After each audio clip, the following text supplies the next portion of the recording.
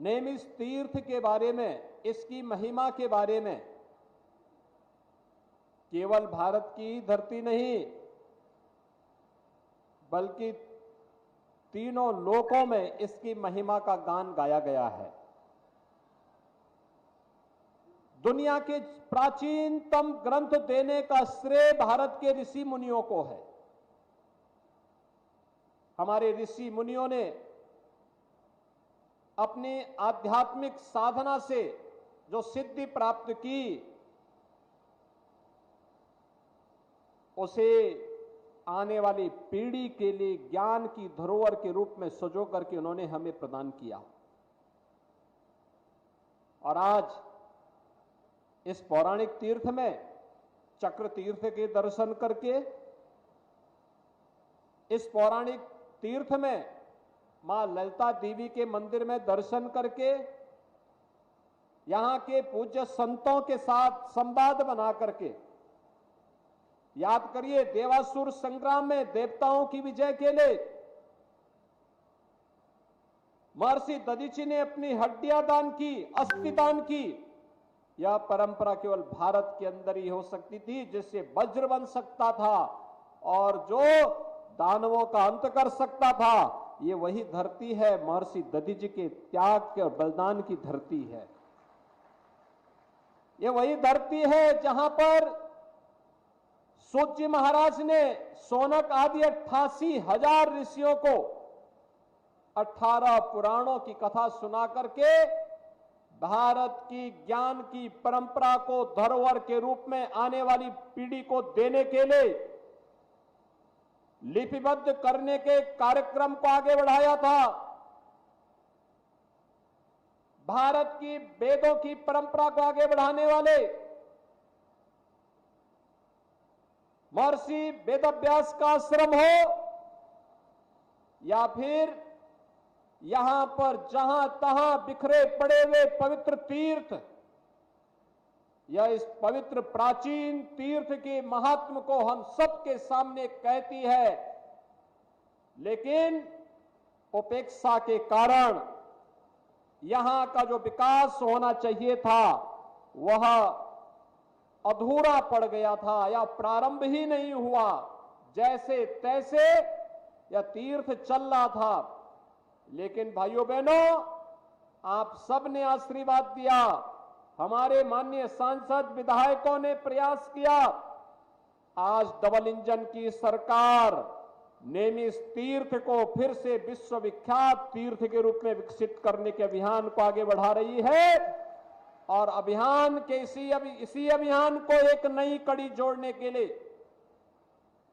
हमारे माननीय जनप्रतिनिधियों ने जो प्रयास किया उसी का परिणाम है कि नेमिष तीर्थ के साथ साथ जनपद सीतापुर की 550 करोड़ रुपए की परियोजनाओं का आज यहां पे शिलान्यास और लोकार्पण का कार्यक्रम भी संपन्न हो रहा है।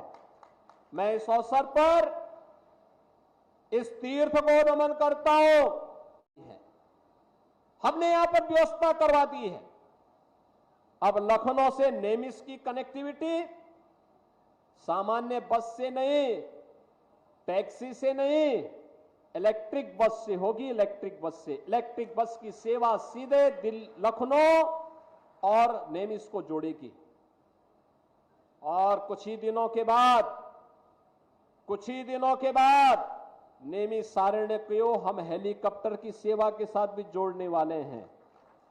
और जिस दिन डबल इंजन की सरकार के द्वारा स्वीकृत यहां की कार्य योजना जमीनी धरातल पर उतरेगी, भाइयों बहनों, एक यहां पे जो कार्य हो रहा है, यहां के व्यापारियों को, यहां के पुजारियों को, यहां पर कार्य करने वाले पंडे होंगे, माली होंगे, अन्य स्वच्छता कर्मी होंगे, इन सबको मैं आश्वस्त करना चाहता हूं, डबल इंजन की सरकार हर एक के पुनर्वास की व्यवस्था करेगी। किसी को उजाड़ने के लिए कोई भी किसी को छूट नहीं दी जाएगी। उनके व्यवस्थित पुनर्वास, और जिस दिन यह योजना प्रभावी ढंग से लागू होगी, आप देखना पहले की तुलना में सबकी आमदनी कई गुना बढ़ चुकी होगी, कई गुना बढ़ चुकी होगी, और उन लोगों का जीवन भी एक उज्जवल होता हुआ दिखाई देगा।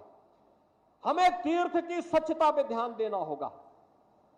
इस तीर्थ की विशेषता ये मां गोमती के तट पर है, और आज से नहीं, गोमती नदी के बारे में कहा जाता है ये मां गंगा से भी प्राचीन नदी है।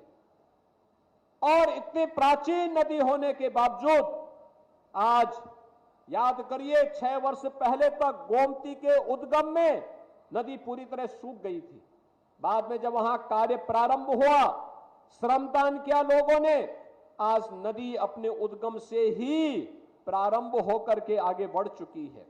और हमारा दायित्व होना चाहिए कनेक्टिविटी हो और एक स्वच्छ वातावरण लोगों को प्राप्त हो।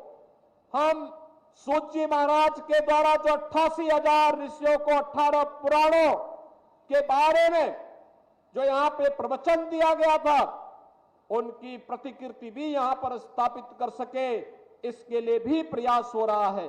और इसीलिए नेमिष तीर्थ के इस महात्म को ध्यान में रख करके हम सभी लोग अपने अपने क्षेत्रों में जाकर के पवित्र धर्मस्थलों तीर्थ